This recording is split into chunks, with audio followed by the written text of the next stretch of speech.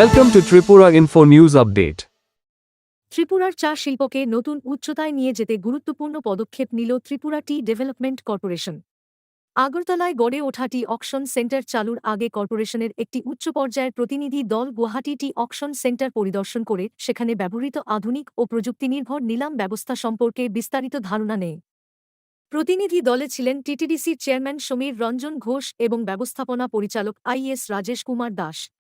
সফরকালে ইয়কশন, চায়ের গুণমান যাচাই, লজিস্টিক্স, ক্রেতাদের অংশগ্রহণ এবং ডিজিটাল লেনদেন সহ সম্পূর্ণ নিলাম প্রক্রিয়া নিয়ে বিস্তারিত উপস্থাপনা করা হয়।